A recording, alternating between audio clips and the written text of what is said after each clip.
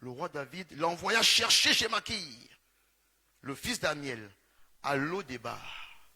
Donc, Mephibosheth est en train de mourir à Lo-débar.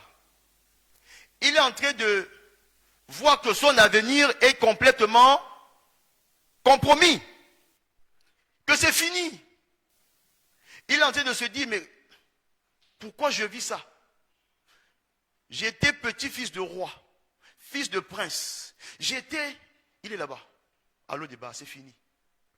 Et puis la Bible dit, David a demandé d'aller chercher Mephibosheth à Lo-débar. C'est pourquoi je te dis, dans le repos de Dieu, tu es sorti de Lo-débar. Alléluia. Dans le repos de Dieu, tu n'es plus à Lo-débar. Mais c'est qui te fait sortir de Lo-débar? On a vu que c'est en Christ. Maintenant, qu'est-ce que David dit à Thiba? Je vais user de bonté de Dieu envers. Comment David a... Où est-ce qu'il a eu cette fonction d'user de bonté de Dieu? Ésaïe 11. Puis un rameau sortira du tronc d'Isaïe. C'est qui Isaïe? Le père de David. Un rejeton sortira de ses racines. Pourquoi Jésus, on le nommait fils de David? Parce qu'il vient de David. Donc David est la préfiguration de Jésus. Il a en lui la fonction d'user de bonté envers toi, envers Mephibosheth. Alléluia. Il était déjà en train de manifester une forme de grâce que tu as reçue en Jésus-Christ. Alléluia. David est rempli de bonté. Pourquoi? Parce qu'en lui, il y a des gènes messianiques, des gènes de grâce, des gènes de salut, des gènes où quand il vient vers toi, il peut changer ta situation. Alléluia. Et c'est ça que Jésus-Christ a fait pour toi. Tu étais à Lo-débar et il va te chercher pour te sortir de Lo-débar. Alléluia. Et là, David dit, donc on ramène Mephibosheth. David dit, Mephibosheth. Il répondit, me voici, je suis ton serviteur. David lui dit, n'aie pas peur, car je vais te faire du bien à cause de Jonathan. Et là maintenant, il ouvre. Il ouvre la grâce. Je te rendrai toutes les terres de Saül, ton grand-père. Tu mangeras toujours.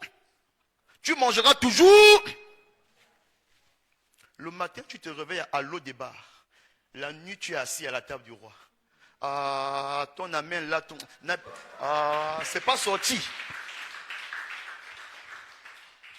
Le matin, tu te réveilles de ton lit, sans matelas, un lit compliqué qui te donne les courbatures. Tu es à Lo-débar. Les pieds, tu ne les sens plus. Peut-être que tu manges à peine. Tu ne vois plus l'avenir. Ça, c'est le matin. Et tu es sûr que la nuit te trouvera toujours comme ça. La grâce de Dieu a des tout à coup. Alléluia. Elle tombe comme la pluie. Ça arrive. Sois-en sûr que ça arrive, c'est déjà arrivé. Durant ces 3 jours, la grâce de Dieu t'a déjà localisé. Et tu es en train de sortir. C'est-à-dire que ta sortie de Lo-débar est en téléchargement. Enfin, c'est déjà... téléchargement. Parce que la grâce de Dieu t'a localisé. Alléluia. Pourquoi tu n'es pas dans le repos? Durant tout le séjour, on parle du repos. Tu dois vivre le repos. Peut-être que ton âme est encore à Lo-débar. Peut-être que ton couple est encore à Lo-débar. Peut-être que tes finances sont encore à Lo-débar. Peut-être que ta vie spirituelle, tu n'es pas encore en Christ. Si tu es dans cette salle, tu n'es pas en Christ. Christ n'est pas en toi. Tu ne connais pas ce qu'est être en Christ. Tu ne sais pas ce qu'est la nouvelle naissance. Je t'en prie, ne rate pas. C'est le dernier jour. C'est ça Lo-débar aussi. Le fait que tu sois aveuglé. Tu dois recevoir Christ. C'est lui qui peut et qui va te sortir de Lo-débar. Et c'est ça que David fait ici. En tant que père de Jésus, en tant qu'ancêtre de Jésus, il avait en lui la fonction messianique de sortir les gens, de gracier les gens, de faire que tu quittes de l'eau des bars et que tu manges à... Alléluia. C'est pourquoi je te dis, je t'encourage. Là, c'est un encouragement pour te dire, maman, mon frère, il faut que tu sortes de l'eau des bars. Maintenant, sortir de l'eau des bars, ce n'est pas seulement physique, c'est aussi ici. C'est aussi ici. Est-ce qu'on est ensemble? Je vais vous raconter l'histoire de 10 crapauds. 10 crapauds sont dans le village crapaud. Et il y a le roi crapaud qui dit, dans le village, il y a une grande montagne, qui est grande. Cherchez-moi les 10 valeureux crapauds du village. Celui qui va atteindre le sommet en premier, je lui donne ma fille. Le village s'active. On ramène 10 valeureux crapauds. Et là, on dit maintenant, allez-y. Il commence à monter. C'était haut. Il monte. À un moment donné, en bas là-bas, ah Seigneur, les hommes. Le village criait maintenant. S'il vous plaît, nous croyons que vous n'y arriverez pas. Arrêtez. Arrêtez, c'est trop haut. Arrêtez, vous n'y arriverez pas. Sur 10, il y a 9 qui se fatiguaient et qui entendaient ce que les crapauds en bas disaient. Le village disait. Donc au bout d'un moment donné, ils se sont arrêtés. Ils ont refait demi-tour. On se rend compte qu'il y a un crapaud là, qui n'a pas arrêté. Il continue. Il va, il escalade. Alors qu'on crie, laisse tomber, tu n'y arriveras pas. Mais en fait, lui, il continue. Plus de force. À un moment donné, il arrive au sommet. Le village, wow, acclamation, acclamation. Le roi lui donne sa fille. Il épouse la fille du roi. Paul lui demande, mais quand on criait là, pourquoi tu n'as pas arrêté? Il fait comme ça. Le gars était sourd. Alléluia! Alléluia! Beaucoup de gens restent à l'eau débat parce qu'ils entendent ce qu'on leur dit. Faut que tu fermes tes oreilles à ce que Satan dit. Satan a une prédication. C'est de te dire que tu n'y arriveras pas. Faut que tu fermes les oreilles à la prédication du monde. Et tu ouvres tes oreilles spirituelles à ce que Dieu dit que tu es. Il dit que tu vas arriver au sommet. C'est là-bas que tu vas arriver. Alléluia. Le 10e était sourd. Pendant qu'on disait, tu n'y arriveras pas, tu ne peux pas. Le gars n'entend pas. Il part. Amen. Est-ce qu'on est ensemble? C'est ça. Beaucoup sont là, ils observent, ils entendent, on te dit, et puis tu commences à imaginer, oui, peut-être que je n'y arriverai, peut-être, et c'est ça. Et tu restes à l'eau des bas. Et pourtant Dieu dit, non, tu es déjà sorti. Donc plusieurs, sur le plan spirituel, ne sont plus à l'eau des bas. Mais ils sont conditionnés encore à rester à l'eau des bas. C'est pourquoi il dit, je vous exhorte, frères et sœurs, Romains 12, je vous exhorte, parlez, à faire quoi? À offrir vos corps, non. Et soyez transformés par le renouvellement de l'intelligence. Quand tu deviens enfant de Dieu, c'est bien. Position en Christ. Mais il faudrait que ton intelligence se renouvelle dans la nouvelle création. Pour que tu captes que, je suis sorti de l'eau des bas. Alléluia. Donc souvent, il faut être sourd. Souvent là, il faut être sourd. Amen. Quand on te dit, toi, tu fermes les oreilles et tu cours, tu vas aller au sommet. Amen. Oh Seigneur, le temps. 46. Déjà? Bon. Verset 9 de 2 Samuel 9. Le roi appela Tsiba, le serviteur de Saül, et lui dit, je donne au fils de ton maître tous ceux qui appartenaient à Saül et toute sa famille. Tu cultiveras les terres pour lui avec tes fils et tes serviteurs et tu feras des récoltes afin que le fils de ton maître ait du pain, de quoi manger. Méphibosheth, on lui a donné un serviteur. De Lo-débar, où il n'avait rien, on lui donne un serviteur, on lui donne toutes les richesses de Saül et de Jonathan. Mais on sait qui? C'est David. David, c'est qui? C'est la grâce. Amen. C'est ce que Lévi a vécu pour ceux qui étaient là hier. Comme Dieu était l'héritage de Lévi, Dieu a béni Lévi. C'est ce que Méphibosheth est en train de vivre ici. Amen. Donc, reste dans le repos de Dieu. Continuez à développer le thème, continuez à vivre, continuez à manger. Allez-y en ligne, vous avez des enseignements, vous avez reçu des enseignements dessus. Allez-y manger, resuivre. Vivez ce qu'on vous enseigne. Que ce ne soit pas seulement un slogan. Vivez ça. Vivez ça au quotidien. Il faut que ce soit vécu. Amen. Vivez ça. Et c'est comme ça que les hommes verront que votre Dieu, que notre Dieu est puissant. Amen.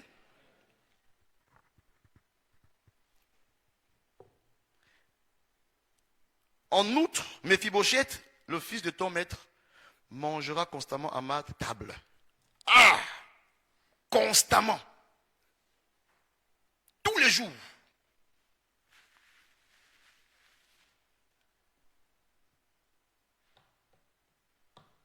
Seigneur, si j'avais l'onction d'Élie, j'allais arrêter le temps là et puis le soleil. Non, c'est Josué, c'est ça? Ok.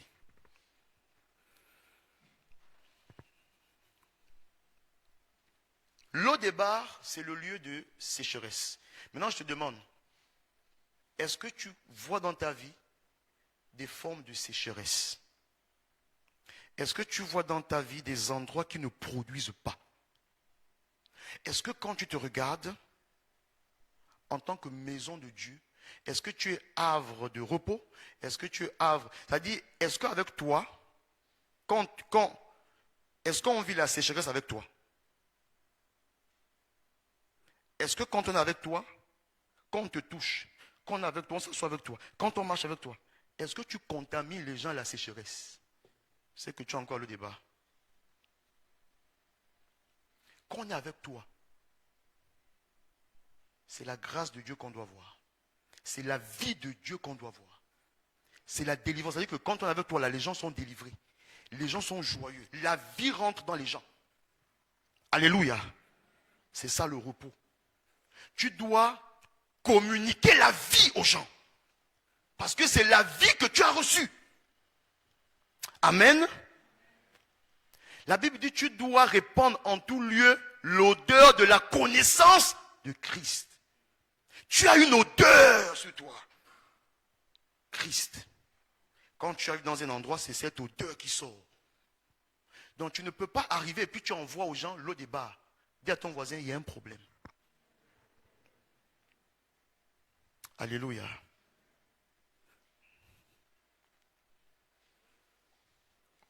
Nous allons prier. Je voulais juste nous encourager. On a encore 5 minutes. Nous voulons prier. Merci Seigneur. L'Éternel m'a choisi. Lo-débar m'a vomi. À la table du roi, je suis assis. Zambé n'a pas sûr. L'Éternel m'a choisi. Oh Seigneur. Lo-débar m'a vomi.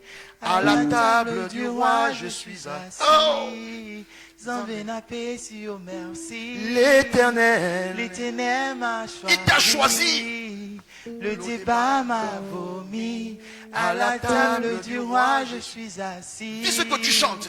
Zambé n'a fait si oh merci. L'Éternel m'a choisi. L'Odéba m'a vomi.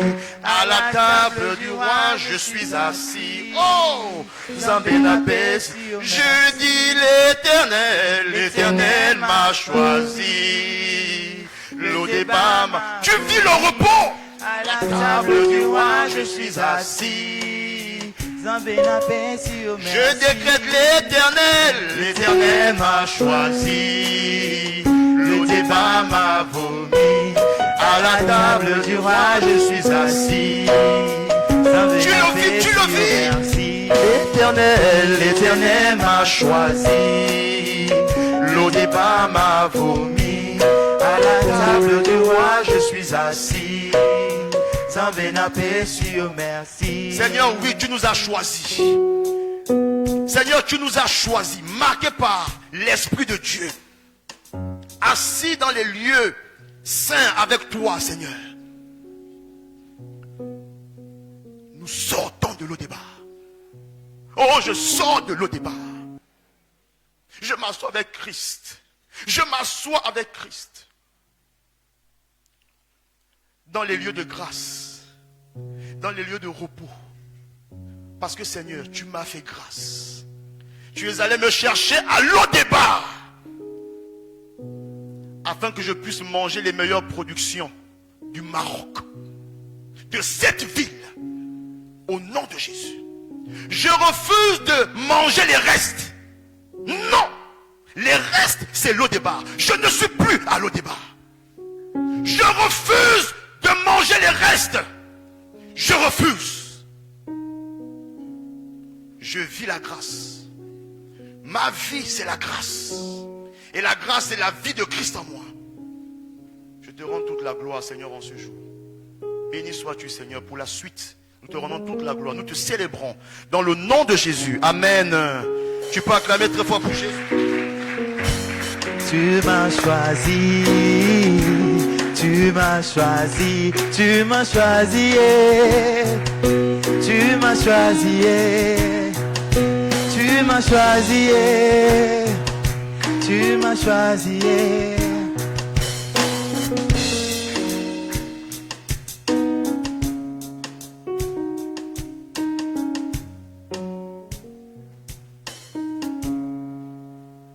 Tu peux te lever, tu vas te lever et comme d'habitude, faire mieux que ça. Alléluia.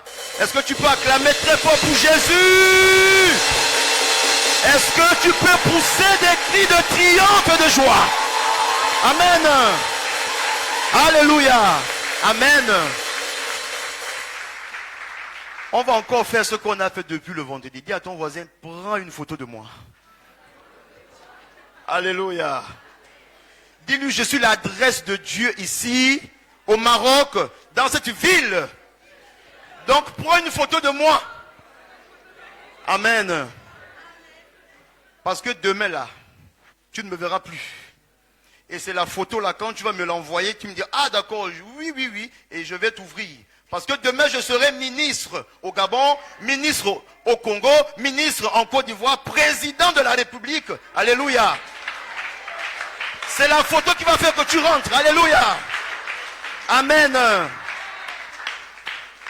Donc, tu peux reprendre place dans la présence de Dieu. Nous n'avons pas assez de temps. En réalité, moi, j'aime les séminaires et les conférences. Mais je n'aime pas les dimanches du culte dans le sens du rendu de la prédication, comme le temps est limité. Donc, du coup, je ne suis pas libre de faire des choses parce qu'il faut, voilà. Mais quand c'est le jeudi, le vendredi, le samedi, on est un peu libre. Donc, on n'a pas trop de temps. Il faut aller droit au but. Amen. Je bénis le Seigneur pour votre église. Je bénis le Seigneur pour les serviteurs qu'il a établis ici. Alléluia. Acclamons le Seigneur. Acclamons le Seigneur pour le patriarche Jean-Marie Kassongo. Alléluia. Pour Michelson, le serviteur de Dieu. Alléluia. Ce sont des repères. Je l'ai dit depuis le vendredi, depuis le samedi. Les anciens qui sont là, le docteur Pierre Adimi, alléluia. Ce sont des repères. L'ancienne maman Mariette, les époux des serviteurs de Dieu, maman Blanche, maman Samantha, ce sont des repères. Et tous les autres anciens que je ne cite pas ici, qui sont là pour faire de cette église aussi un havre de paix et de repos. Amen. Alléluia.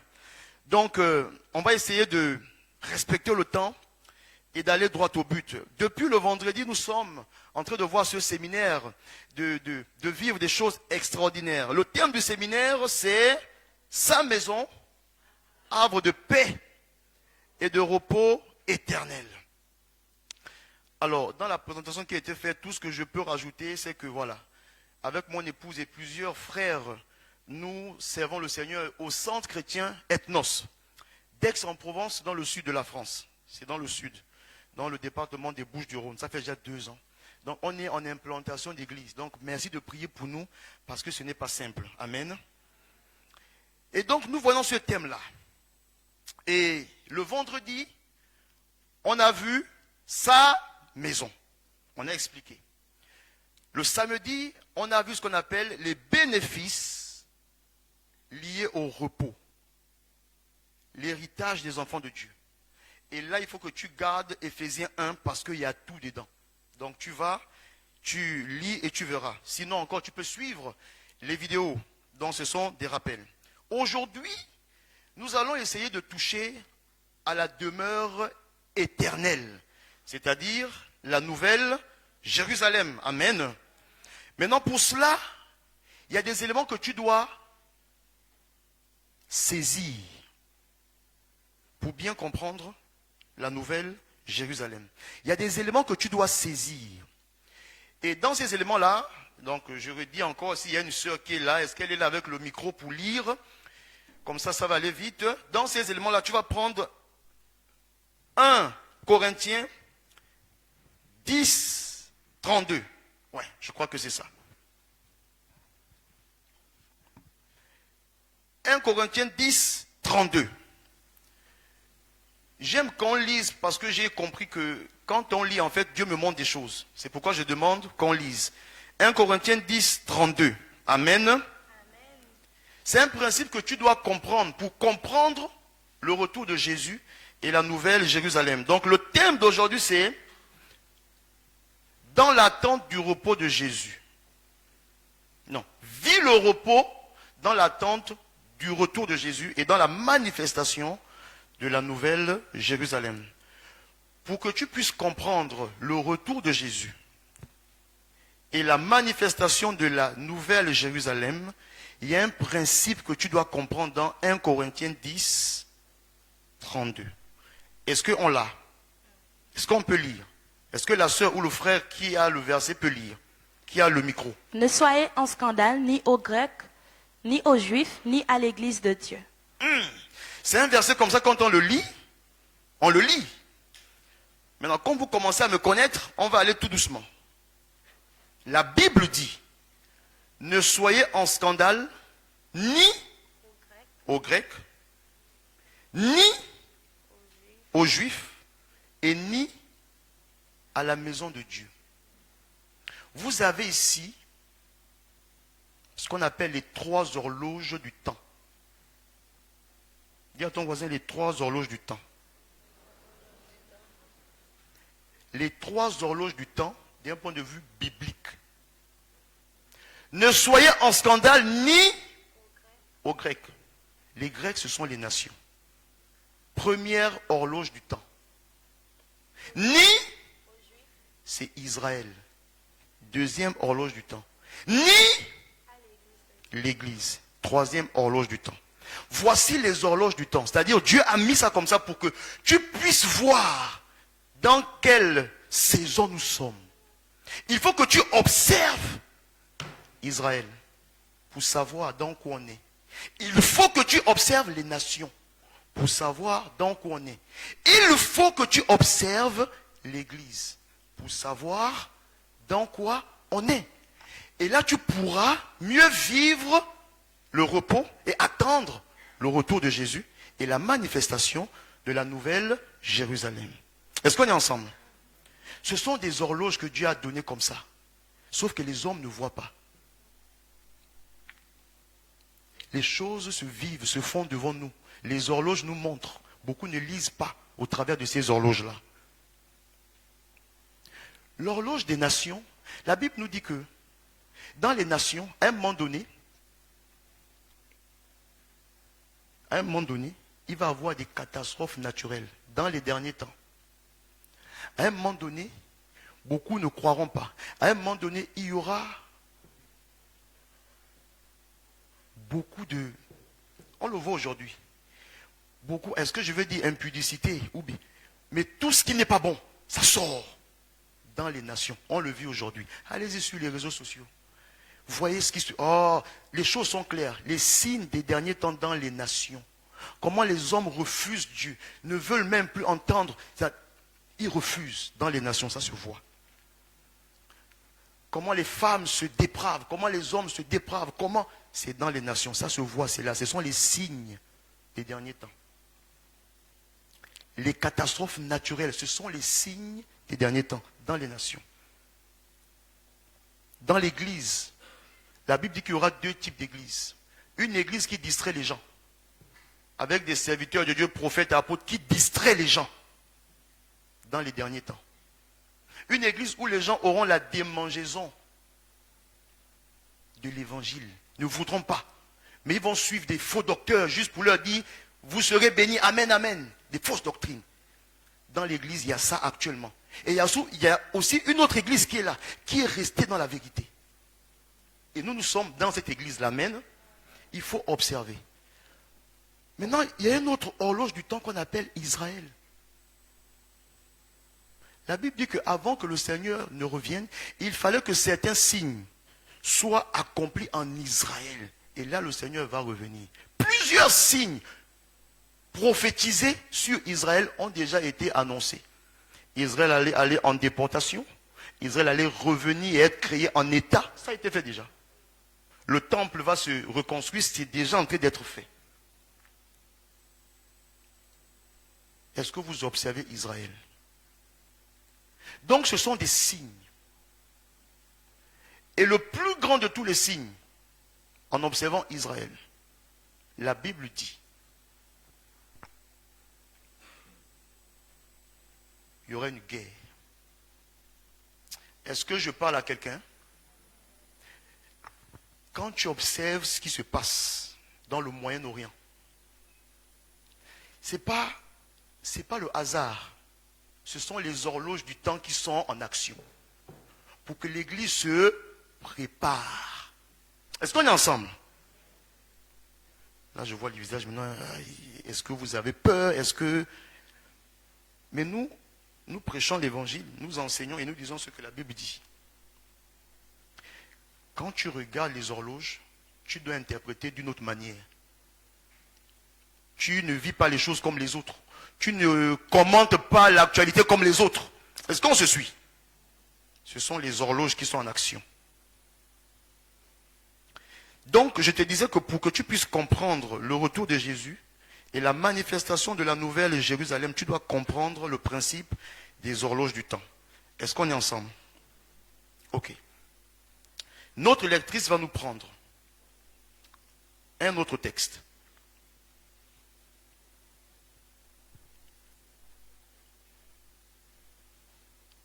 Acte 1, les versets 1 à 12. Acte 1, les versets 1 à 12. Nous allons commencer par expliquer un peu comment va se faire le retour de Jésus. Et après, on va vivre un peu. Mais je vais vraiment donner des ébauches, des événements eschatologiques et comment est-ce que la nouvelle Jérusalem va venir. Et quelle devrait être notre attitude. Amen. Acte 1, les versets 1 à 12.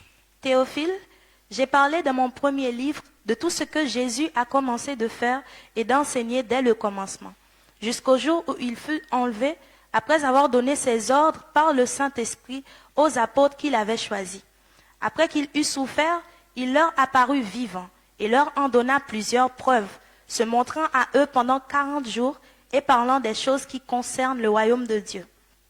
Comme il se trouvait avec eux, il leur recommanda de ne pas s'éloigner de Jérusalem, mais d'attendre ce que le Père avait promis. Ce que je vous ai annoncé, leur dit-il, car Jean a baptisé d'eau, mais vous, dans peu de jours, vous serez baptisés du Saint-Esprit.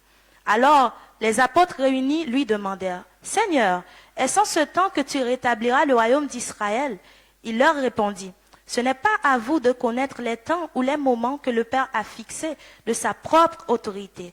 Mais vous recevrez une puissance, le Saint-Esprit survenant sur vous, et vous serez mes témoins à Jérusalem, dans toute la Judée, dans la Samarie et jusqu'aux extrémités de la terre. » Après avoir dit cela, il fut enlevé, pendant qu'ils regardaient, et une nuée le déroba à leurs yeux. Et comme ils avaient les regards fixés vers le ciel pendant qu'ils s'en allaient, voici 2 hommes vêtus de blanc leur apparurent, et dirent, « Hommes galiléens, pourquoi vous arrêtez-vous à regarder au ciel? Ce Jésus qui a été enlevé au milieu de vous reviendra de la même manière que vous l'avez vu allant au ciel. » Alors ils se retournèrent à Jérusalem de la montagne appelée des Oliviers qui est près de Jérusalem à la distance d'un chemin de sabbat. Amen. Il fallait qu'on lise tout ça pour qu'on comprenne. La sœur commence à préparer Zacharie 14, versets 3 à 4. Mais on va essayer de commenter ce qu'on a lu. Jésus-Christ est mort, il est ressuscité. Et la Bible dit, durant 40 jours, il se montre à ses disciples et il va leur faire ce qu'on appelle le premier séminaire de l'église, durant 40 jours. Alléluia. Il va enseigner sur le royaume, durant près de 40 jours. C'est ce que la Bible nous dit. Ce n'est pas écrit le premier séminaire de l'église. Mais bon, on va dire la première formation où il explique le royaume aux disciples. Et la Bible dit, après cela, il a été enlevé. Le verset 12 nous dit, ils retournèrent à Jérusalem de la colline appelée Mont des Oliviers près de Jérusalem. Ça veut dire qu'ils étaient où avec Jésus? Sur le mont des Oliviers. Lorsque Jésus est allé dans les airs, est allé vers Dieu, vers le ciel. Ils étaient tous sur le mont des Oliviers. Alors, la Bible nous dit avant cela, au verset 11, il y a un ange, je pense bien, 2 hommes habillés en blanc sont arrivés. Ils étaient comme ça de voir Jésus. Oh, il part, il part. 2 anges arrivent et disent, les amis, ce Jésus que vous voyez là, qui s'élève là, il reviendra de la même manière. Il part d'où? Du mont des Oliviers. Il s'élève d'où? Du mont? Zacharie 14, versets 3 à 4. L'Éternel paraîtra, et il combattra ces nations, comme il combat au jour de la bataille. Ses pieds se poseront en ce jour sur la montagne des Oliviers, qui est vis-à-vis de Jérusalem du côté de l'Orient. Ah! La montagne des Oliviers se fendra. Là. Merci beaucoup. Merci beaucoup. Ici, on a une information dangereuse. Ça, c'est juste pour mettre un peu le suspense. La Bible nous dit, le Seigneur. Alors, j'ai pas ça là. En tout cas, il va revenir et ses pieds se poseront où? Sur le mont des Oliviers. Ça, c'est le 2e retour du Seigneur. Ses pieds vont arriver sur le mont des Oliviers. Pourquoi? Il est allé de là. Il reviendra aussi là. Est-ce qu'on est ensemble? Maintenant, avant ça, qu'est-ce que la Bible nous dit? La Bible nous dit que Jésus va d'abord venir dans les airs. Est-ce qu'on est ensemble? 1 Thessaloniciens 4, versets 13 à 18. Il va arriver dans les airs pour faire quoi? Pour faire une seule chose. On va le voir ensemble. 1 Thessaloniciens 4, 13 à 18. Avec l'assistant. Je vais te donner les textes avant, comme ça, tu te prépares. Nous ne voulons pas, frères, que vous soyez dans l'ignorance au sujet de ceux qui dorment, afin que vous ne vous affligiez pas comme les autres qui n'ont point d'espérance. Car si nous croyons que Jésus est mort et qu'il est ressuscité, croyons aussi que Dieu ramènera par Jésus et avec lui ceux qui sont morts. Voici, en effet, ce que nous vous déclarons d'après la parole du Seigneur. Nous les vivants, restés pour l'avènement du Seigneur, nous ne devancerons pas ceux qui sont morts. Car le Seigneur lui-même a un signal donné. On s'arrête. Paul écrit, il dit, frère, je ne veux pas que vous soyez ignorants de ce qui va arriver dans la fin. Le Seigneur, au son de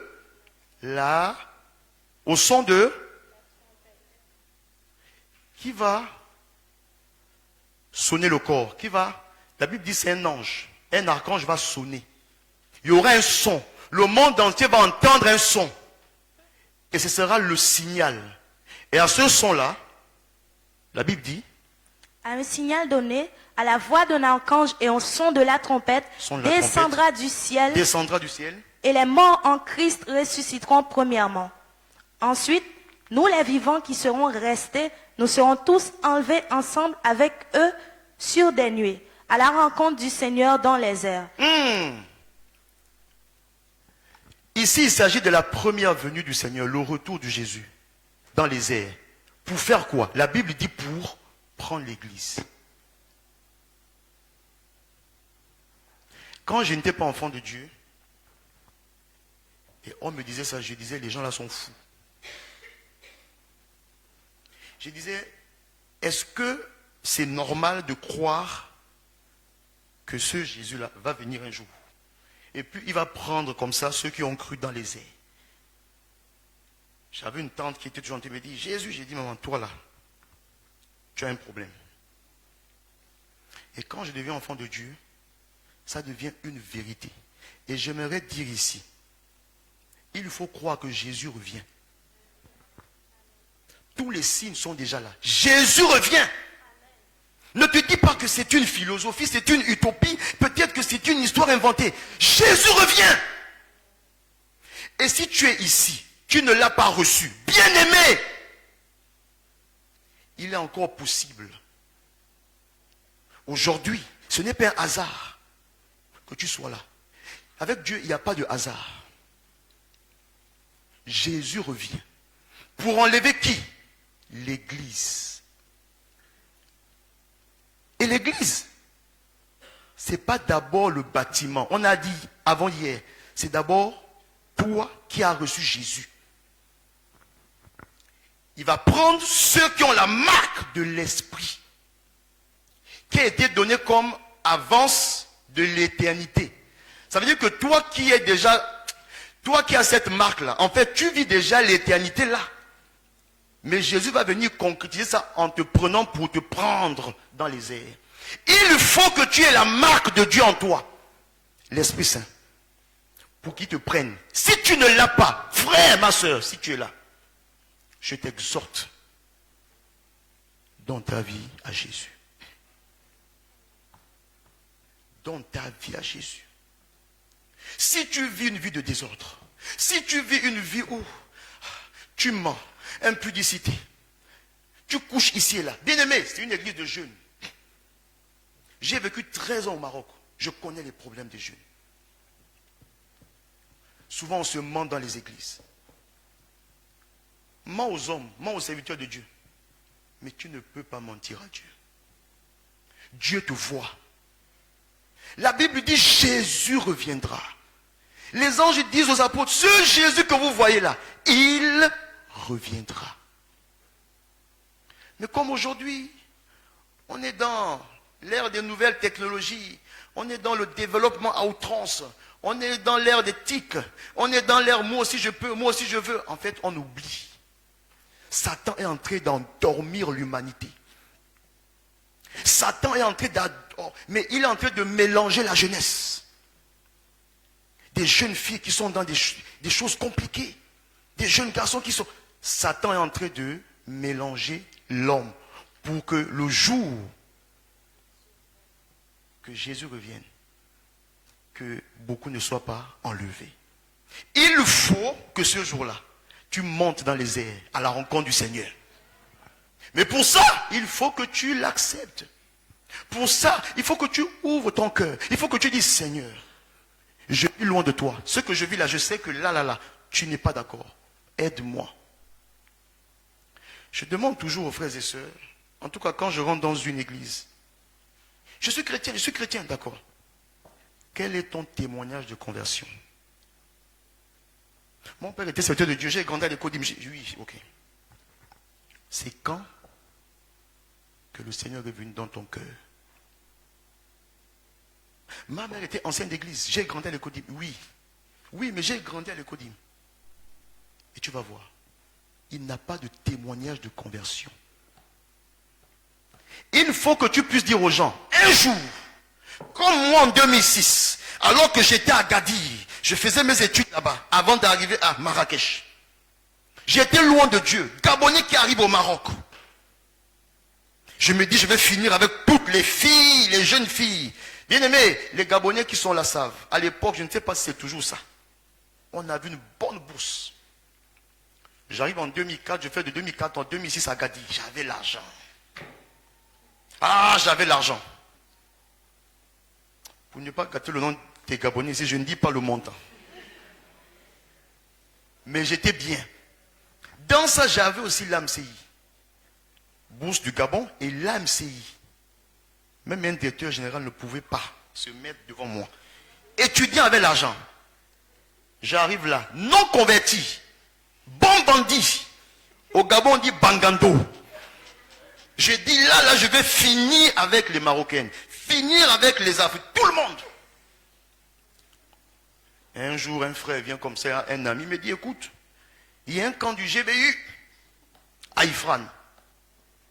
J'ai dit, le GBU, c'est la CIA ou le FBI? C'est quoi le GBU?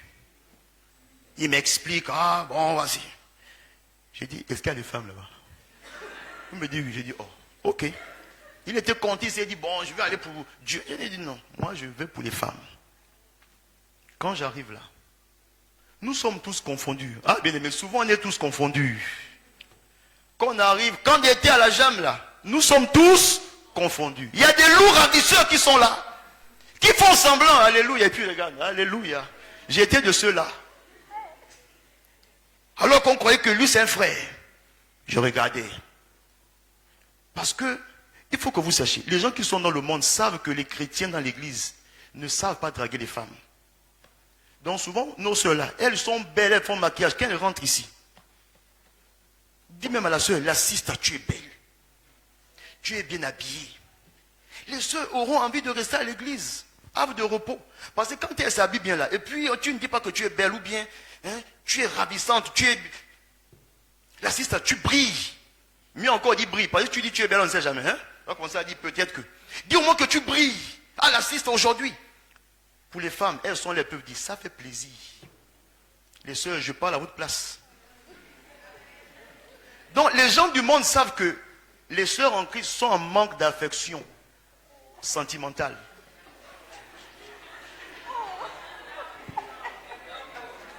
Mais que les frères de l'église sont trop spirituels. Ils ne savent pas dire les choses. Donc, je savais ça. J'ai dit, je vais dire à toutes les femmes aujourd'hui. Oh, mais tu es belle, oh, tu es belle. Je vais dire. Il y a des gens qui viennent dans les églises pour mélanger la tête des sœurs à cause de vous, les frères. Là, les sœurs, on dit, Dites aux sœurs, la sister, tu es bien habillée aujourd'hui. Ah, la sister, ah non, mais toi, à chaque fois, tu... Mais dites ça dans le Seigneur. Si vous voulez que ça change, allez à la jambe. Vous avez compris qu'à la jambe, là-bas, il y a des choses là-bas. Donc, j'arrive à Ifrane pour draguer les femmes.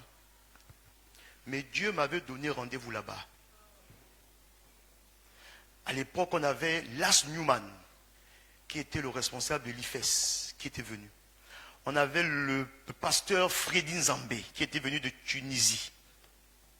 Ah, ils ont libéré. Ils ont libéré. Ils prêchaient, moi je me dis, mais les gars là connaissent ma vie ou bien. Le Saint-Esprit travaille. Mes projets se sont avortés. Le Seigneur m'a attrapé. Ah, j'ai senti que j'étais loin. J'ai senti que j'étais un bangando, un bandit. J'ai senti que, il y avait un truc en moi là. Et là on dit, qui veut donner sa vie aussi? Je me suis levé. C'était le début du changement. Et donc je dis toujours comment je me suis converti. C'était au GBU en 2006. la vie de Dieu est rentrée en moi. J'ai senti un truc. J'ai commencé à haïr le mal. Avant, je ne sentais pas ça. Avant, je mentais, c'était normal. Mais là, quand je commençais à mentir, il y avait un truc. Et puis j'étais mal. Je dis, ah, mais c'est quoi ce changement? Le Saint-Esprit était venu habiter en moi. Quel est ton témoignage? Il faut que tu le dises. Si tu n'as pas ça, c'est que peut-être il n'y a pas eu de conversion. Est-ce qu'on est ensemble? C'était quand? Où? Il faut que tu le dises. Il faut que tu le dises. Heureusement, ce jour-là, Dieu a préservé les bonnes sœurs qui étaient venues. Il m'a attrapé. Alléluia. Et depuis ce jour-là, quand je suis rentré à Agadir, oulala, là-bas, j'étais le responsable culturel de la Sésame. Une semaine après, on allait organiser une soirée en boîte de nuit. On allait, quand je suis rentré là, j'ai dit au bureau, les amis, je vais organiser la journée culturelle seulement. Parce que je crois que notre Dieu est le Dieu des nations. Voilà. Donc on peut exposer la culture, c'est pas grave. Mais boîte de nuit après là, vous n'allez pas me voir. Oh mais bien pourquoi? J'ai dit maintenant là, Jésus-Christ habite en moi. Ah, on connaît Jésus, on connaît vos trucs là. J'ai dit non, non, non, c'est pas vos trucs. Là, c'est vrai. Jésus en moi. Je n'irai pas en boîte de nuit. J'avais une Guinéenne là qui me faisait les yeux. J'ai dit maman, à partir d'aujourd'hui, toi et moi, il faut qu'on sorte d'ici quand tu vas rentrer là. Parce que je sais qu'il y a Jean-François qui t'attend là après. Il y a Marguerite que tu as laissée. Faut que tu arrives. Parce que hier, avant-hier, vous étiez à deux dans la maison, à deux dans la chambre. Vous avez commencé à faire les choses. Au sortir d'ici, tu auras peut-être, tu croyais après dire, je vais rentrer encore toucher. À partir de maintenant, tu ne touches plus. Tu arrêtes. Oh, bien aimé. La sœur, s'il ne t'honore pas, s'il ne te dit pas, je vais te mettre la bague au doigt, s'il ne va pas se présenter devant ta famille, dis, mon ami, nos choses là s'arrêtent maintenant. Tu es une femme de valeur. Tu es un homme de vision. Tu es le temple de Dieu.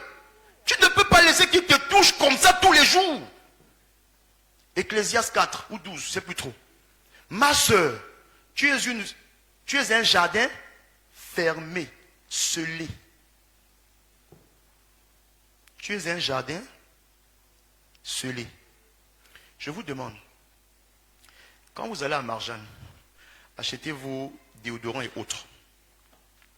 Il y a un déodorant qui est toujours devant, qu'on appelle le testeur. Tu prends ça, tu testes, ça sent bon. À la fin, tu prends quoi? Celui qui est derrière. Beaucoup de sœurs se font tester. Parce qu'on vous ment. Il faut que je te teste d'abord pour voir si je peux. Non, il va te tester. Il va te tester. À la fin, il va prendre une autre.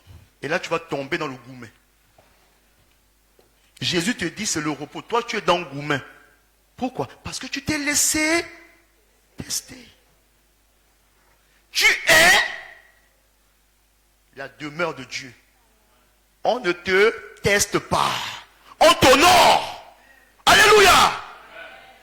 Donc là où on te tripotait là, tu dis non. Si continue, tu prends la machette, tu coupes la main. Alléluia.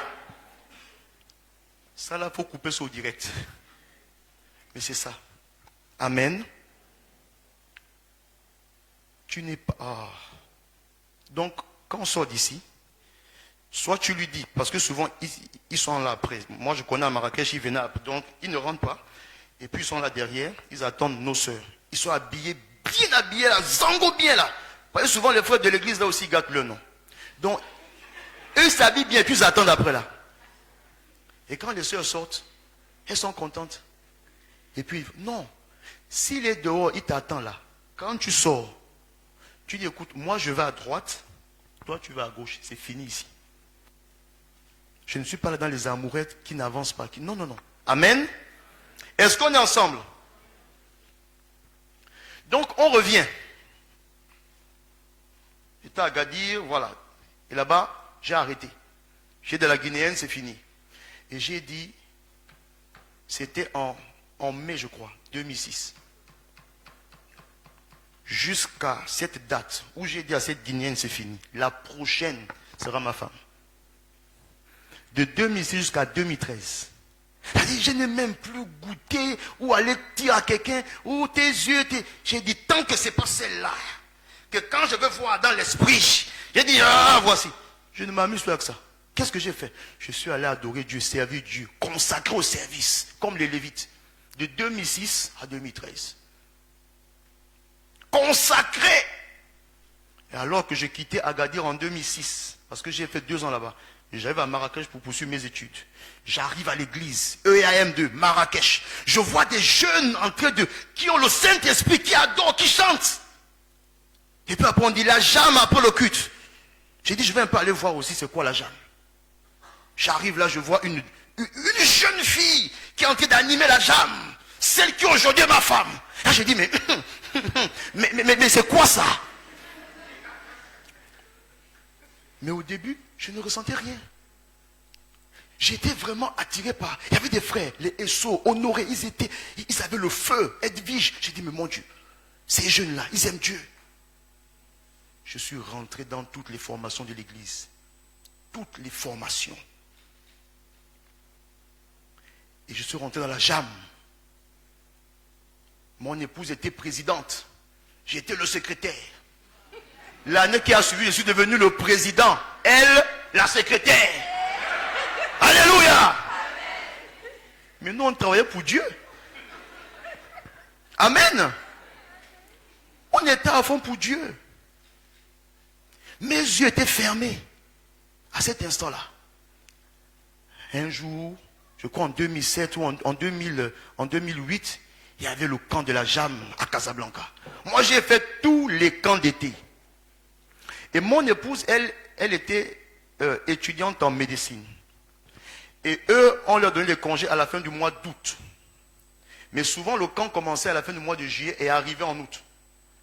Donc, Marrakech arrivait, mais elle venait après, 2 jours après comme ça. Vu qu'elle était au service. Et nous, on est arrivé avant elle. Quand elle est arrivée 2 jours après, avec son sac, qu'elle est rentrée dans la cour de Casablanca que vous connaissez, mes yeux se sont ouverts. Et pourtant, on était à Marrakech ensemble. Mais ce jour-là, il y avait une gloire sur elle là. La gloire qui fait que ton cœur... Bien aimé, durant tout le camp, alors que les autres priaient, adoraient, je regardais la soeur là comme ça. J'ai dit, Seigneur, elle est en train de me troubler. Jusqu'à la fin, quand on avait à Marrakech, j'ai dit aujourd'hui là. Mais encore, pourquoi je l'aime? Parce que c'est elle qui m'a invité un jour. Elle me dit, viens, allons manger, allons. Elle a initié les choses. Bien aimé, souvent, les sisters, vous êtes trop... Vous êtes trop dans... Bon, on va voir, il va venir, on va... Elle a initié, elle m'a invité. On a j'ai dit, Seigneur, occasion à ne pas... J'ai envoyé la grenade. La bombe, tout. Mais une bonne sœur, elle ne dit pas oui d'abord. Elle me dit, bon, j'ai entendu, bon, pour l'instant, je ne suis pas... Moi, ce sont mes études. Il dit, hé, maman, tu gâtes mes plans. Mais la semence était semée. Mais là, c'était dans le Seigneur. Une femme de valeur. Et tout doucement, elle m'a dit oui. Donc, je crois que c'était en 2007. Et on a cheminé comme ça. Cheminé comme ça. On s'est fait encadrer, suivre. Jusqu'en 2011 où j'ai commencé à travailler. Et en 2013, on s'est mariés. Alléluia. Donc de 2006 là, jusqu'en 2013, je n'ai plus blagué. Je n'ai pas le temps de commencer des amourettes qui n'aboutissent pas. J'étais sur Dieu. Que Dieu, je servais Dieu. Alléluia. Et après, il m'a mis dans le repos du mariage. Sans forcer. Amen. C'est comme ça que je perds le temps. Et puis à la fin, ce sera compliqué. Donc, on revient à Jésus. Amen. Comme je sais qu'il y a les jeunes, souvent il faut raconter ça comme s'ils sont... Jésus monte au ciel. Et puis la Bible nous dit, 1 Thessaloniciens 4, que Jésus va revenir prendre l'église. Et je te disais, il te faut la marque de Dieu en toi, l'Esprit Saint. Parce que c'est ceux-là que Jésus va prendre. Et c'est eux qui vont aller trouver le Seigneur dans les airs. C'est la première venue de Jésus, l'enlèvement de l'église. Est-ce qu'on est ensemble? Et je t'entends te dire, il faut que tu donnes ta vie au Seigneur. Parce que ce jour-là, il y aura des pleurs. Ce jour-là, il y aura des gens, même dans les églises, qui seront assis et vont voir que d'autres disparaissent. Ce jour-là, la vérité va éclater pour savoir si tu étais avec Dieu ou pas. Et tu n'auras plus une seconde chance. Ce jour-là sera le jour des jours. Jésus revient. Et il va prendre l'église. La Bible dit dans les airs. Et donc je vais rapidement te donner, avant de toucher à la nouvelle Jérusalem, ce qu'on appelle les événements eschatologiques. Vraiment, on n'a pas le temps de vraiment développer. Mais je vous donne ça comme ça, notez. Et puis, voilà, je suis convaincu que les serviteurs de Dieu ici vont aller, en tout cas, approfondir ça. Maintenant, pour aussi comprendre les événements eschatologiques, en tout cas, moi, je crois qu'il faut rester dans la Bible. Parce que vous allez avoir ce qu'on appelle différentes théologies qui vont présenter les événements eschatologiques. Vous en avez 3. Vous avez ce qu'on appelle les amillénaristes. Le A, ça veut dire non.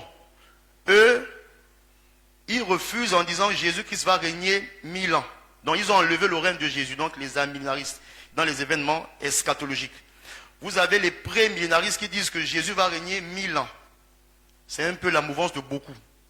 Donc, moi aussi. Et vous avez ce qu'on appelle les post-millénaristes qui disent que non, ce n'est pas Jésus qui va régner, mais c'est l'Église qui va régner. Et souvent, c'est la théologie du New Age. Le Kingdom Now. L'évangile de prospérité. Est-ce qu'on est ensemble? Donc, je vais vous donner les événements dans le cadre, on va dire, de la conception pré-millénariste. Premièrement, il y aura ce qu'on appelle l'enlèvement de l'Église. C'est ce qu'on a vu. 1 Thessaloniciens 4. Lorsque l'Église est enlevée, la Bible dit, les morts en Christ vont d'abord ressusciter. Et après, tous les vivants vont rejoindre le Seigneur dans les airs. Donc, tous ceux qui sont morts en Christ vont aussi ressusciter pour aller vivre les noces de l'agneau. Alléluia! C'est pourquoi la mort n'est pas un problème. Avant, je ne comprenais pas. La mort n'est qu'un sommeil. Mais il faut que tu rentres dans ce sommeil en Christ. Parce que quand il viendra, tu vas aller en premier le retrouver. Alléluia. Donc, 1, l'enlèvement de l'église. 2, lorsque l'église ne sera plus là, il y a un monsieur qui va surgir, que la Bible appelle l'antéchrist. Est-ce que vous savez pourquoi actuellement on ne voit pas l'antéchrist? C'est l'église. L'église est là. Bien aimé, quand l'église sera enlevée, toi qui n'as pas cru là, toi qui dis leurs affaires là, ce sont des fous, tous les jours ils chantent, ils adorent là, tu vas comprendre. Ce sera un monsieur méchant. Il va faire des choses abominables. Et là maintenant tu chercheras, oh, est-ce qu'on peut prier pour moi? Est-ce que l'église ne sera plus là? Et tu vas souffrir. Donc, la montée de l'antéchrist en 2. Je vais vite. Et cet antéchrist-là sera aidé par un autre homme que la Bible appelle le faux prophète. Tout ça, on retrouve ça dans Apocalypse 19. Pour ce que j'ai dit avant l'enlèvement de l'église, je le redis encore, 1 Thessaloniciens 4 qu'on a lu. La montée de l'antéchrist, Apocalypse 13, 1, Daniel 9, 27, Apocalypse 19, 20. 3. La grande tribulation. C'est un moment de 7 ans. Qui sera là. Et durant 7 ans, il y aura ce qu'on appelle la grande tribulation. Il y aura des pleurs. Ce sera compliqué. L'antéchrist sera en train de faire ravage. Ce sera difficile. Maintenant, durant le temps de l'antéchrist, durant 3 ans et demi, la Bible, il y aura comme un temps de paix. Et puis après les 3 ans et demi qui suivent, ce sera la guerre, ce sera compliqué. Maintenant, comprenez bien, et ça je ne l'ai pas dit, je crois que je l'ai dit au début, avant l'enlèvement de l'église, il y a un événement qui va marquer le début d'une grande guerre entre Israël et les nations arabes, avant l'enlèvement de l'Église, il y a quelque chose qui va déclencher comme une grande guerre, comme un conflit que le monde n'a jamais connu. Hier, il y a un frère qui me donnait une info là, qui donnait, voilà, je ne sais pas si c'est ça. Mais, observez ce qui va se faire en Israël. Il y aurait un conflit. Et puis les nations vont commencer à vouloir arranger ça. Durant le temps de la grande tribulation, ce serait un peu semblable. Les États vont commencer à se mettre pour essayer de trouver une sorte, est-ce qu'on dit accalmie? Oui. Paix. Maintenant, lisons avec notre sœur. Comme ça, au moins, on est sûr que. Daniel 9, 27. Il faut que je donne les textes avant. Daniel 9, 27.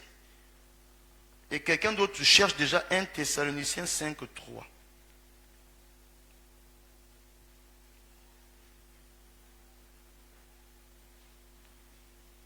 Il fera une solide alliance avec plusieurs pour une semaine. Et durant la moitié de la semaine, il fera cesser le sacrifice et l'offrande. Le dévastateur commettra les choses les plus abominables jusqu'à ce que la ruine et ce qui a été résolu fondent sur le dévastateur. Il fera une solide alliance. C'est ça? De combien de semaines? Avec plusieurs pour une semaine.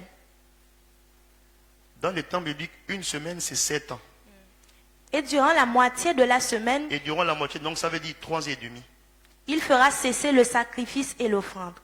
Le dévastateur commettra les choses les plus abominables jusqu'à ce que la ruine et ce qui a été résolu fondent sur le dévastateur. Amen. Il fera des choses abominables. L'Église ne sera plus là. Ceux qui seront là, ceux qui seront restés, vont vivre des choses abominables. Est-ce qu'on est ensemble? Dis à ton voisin, il faut que tu sois de ceux-là qui vont aller dans les airs avec le Seigneur.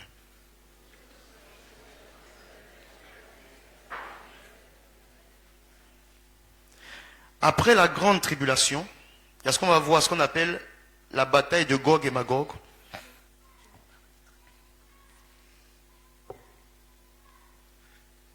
C'est quoi la bataille de Gog et Magog? En fait, quand l'Église est enlevée, Israël est là. Parce que Israël, pour l'instant, ne croit pas. Beaucoup ne croient pas. Donc, les nations vont se mettre en coalition pour en finir avec Israël. C'est ça la bataille de Gog et Magog. Et le Seigneur va, par une intervention surnaturelle, éliminer les ennemis d'Israël. Donc, Israël, en tout cas pour les Juifs non croyants, il y a ce qu'on appelle les Juifs messianiques qui croient déjà. Eux, ils seront enlevés. Mais tous les autres Juifs qui attendent toujours le retour du Seigneur, eux, ils seront là. Est-ce qu'on est ensemble? Ok. Essayez de me rappeler le temps, parce que là, je suis maintenant entré dans le séminaire, en forme séminaire. J'ai oublié que c'est dimanche. Ok. Donc, j'avance encore. 5. Après la bataille de Gog et Magog, il y aura ce qu'on appelle l'abomination de la désolation. Bon, écrivez seulement, je ne peux pas commenter. Après, c'est ce qu'on appelle la bataille d'Armageddon. À la fin de la tribulation, Jésus revient avec les armées du ciel. Et là, on tombe dans Zacharie 14, 4. Il est venu premièrement dans les airs.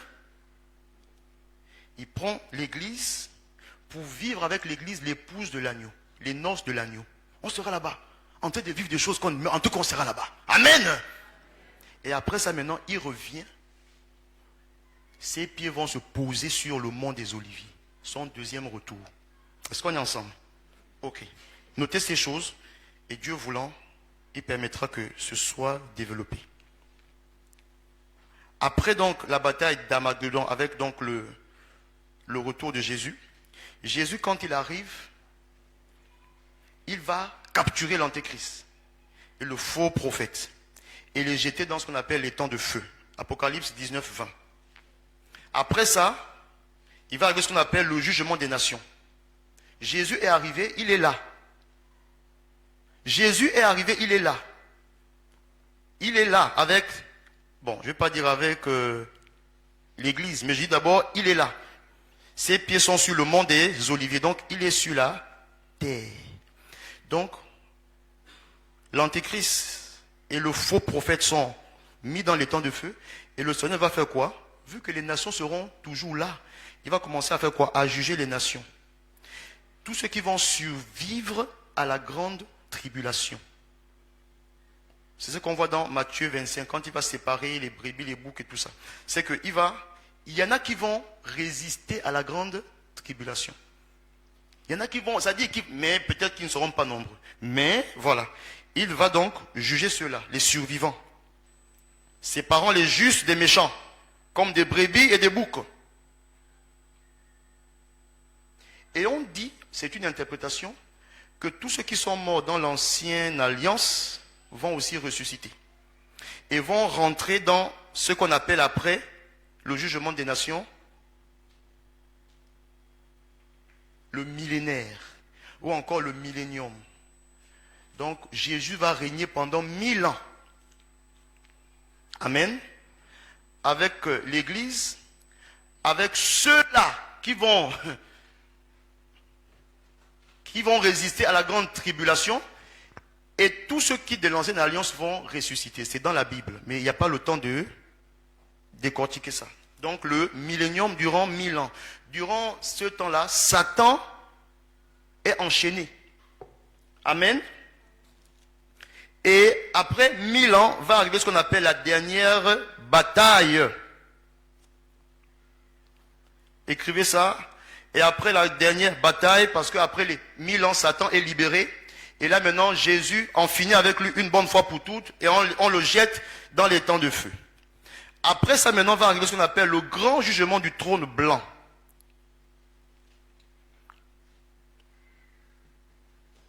Il n'y a pas le temps de développer, mais j'ai envie de développer, mais bon.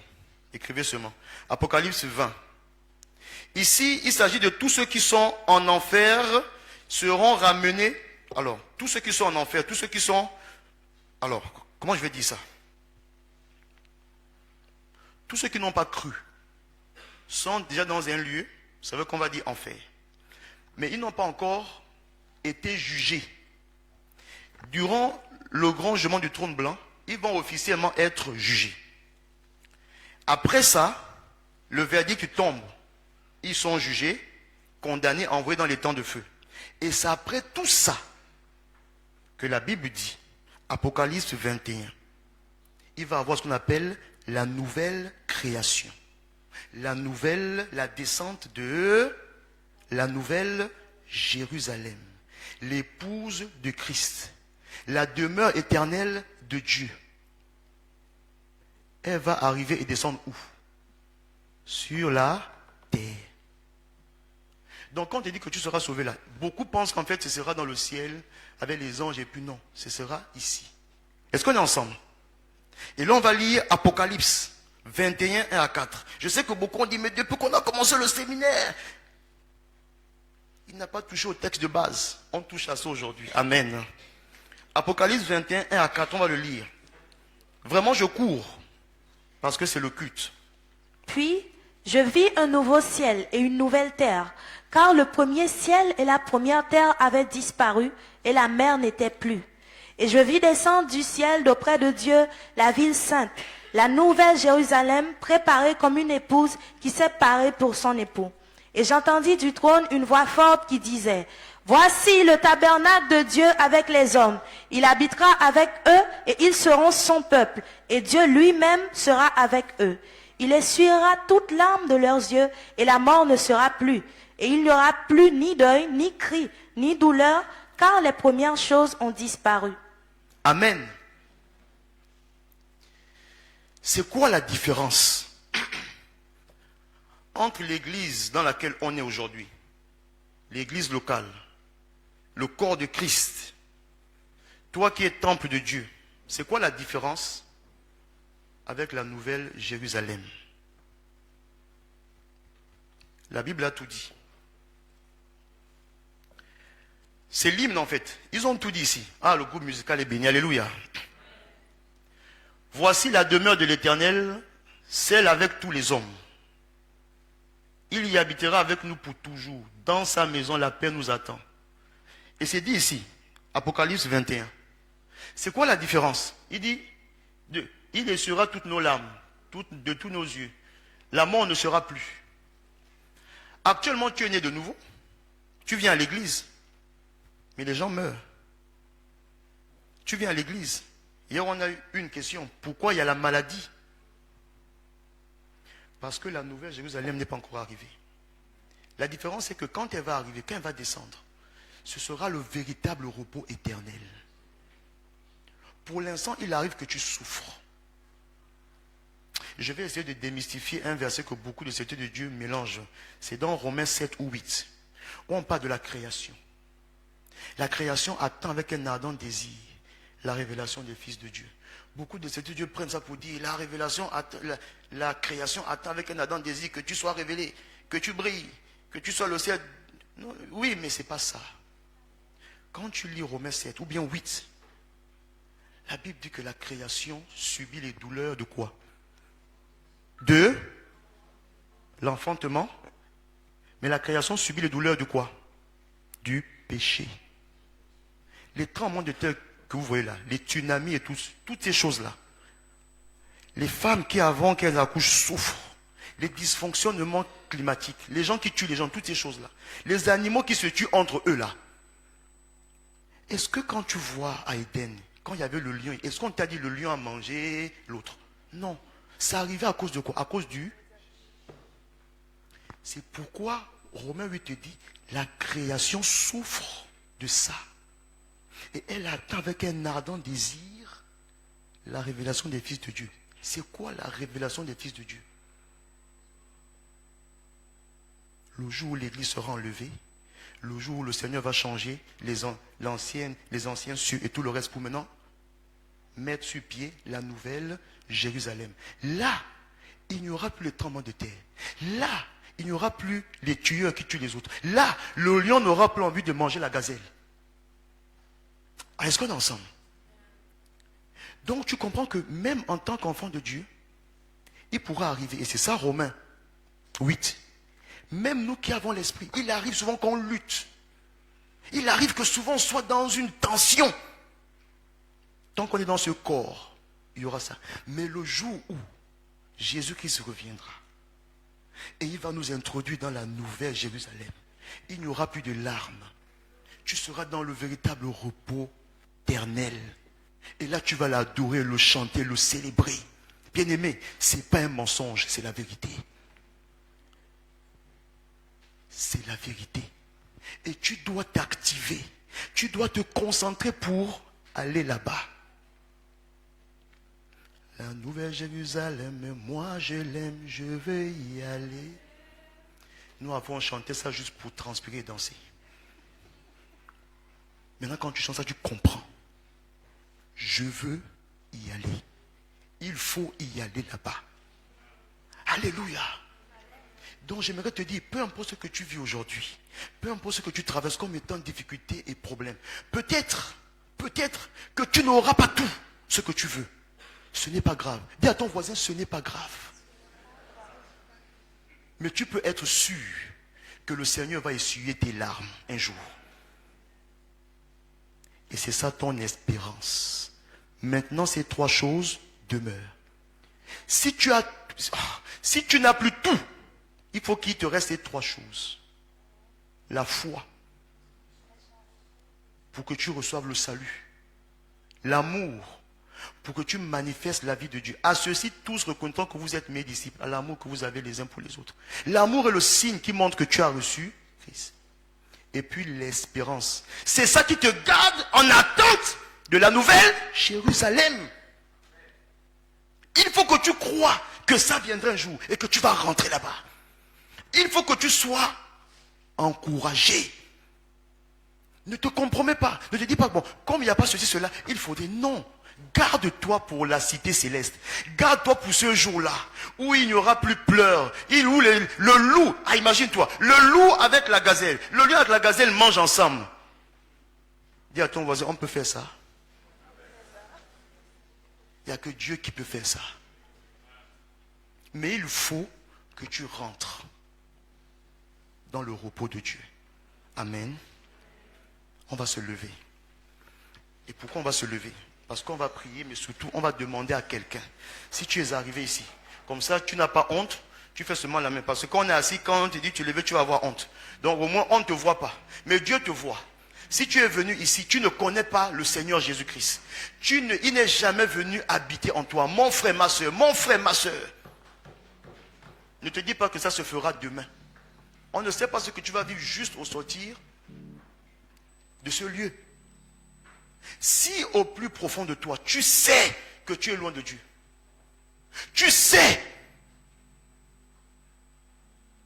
que ce que tu vis, ce que tu fais, si tu as des vides à l'intérieur de toi, tu veux que le Seigneur vienne habiter en toi.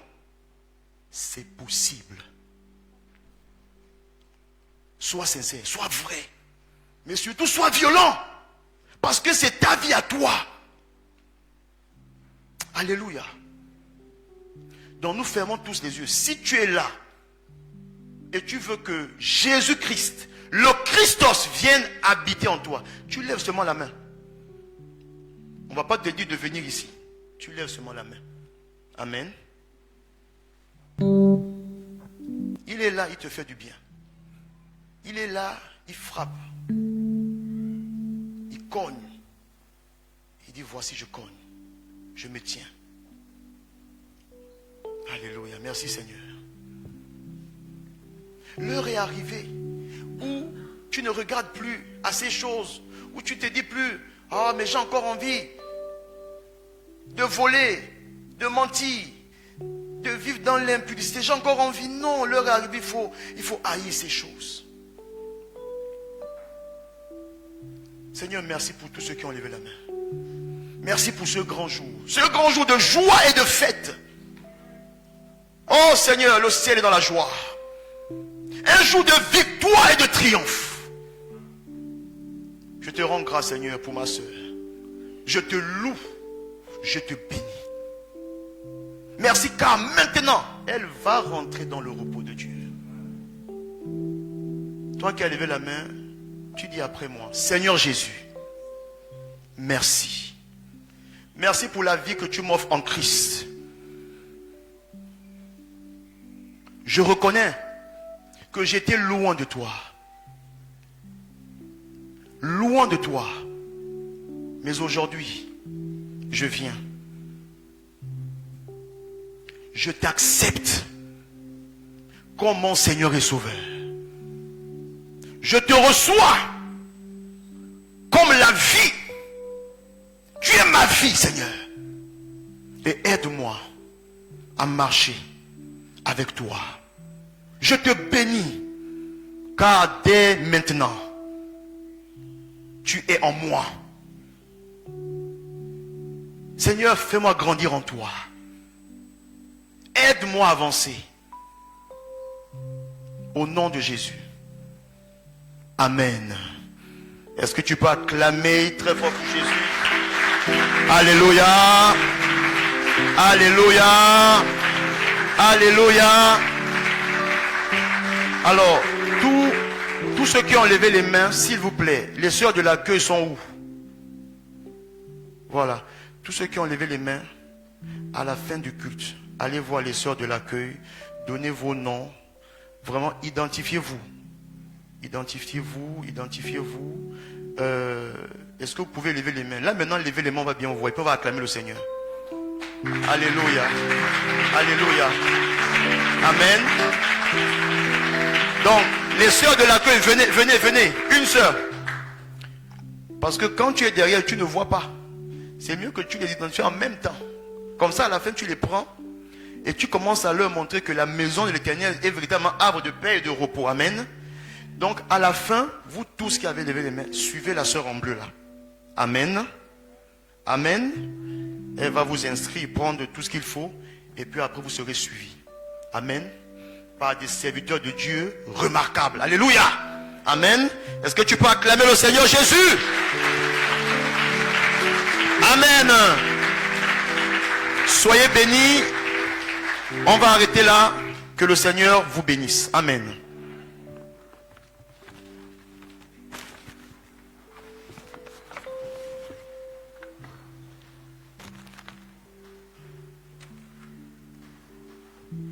Amen, amen. Ta parole est vivante et vie. Amen. Amen. Sans plus tarder, nous allons avoir un bref témoignage de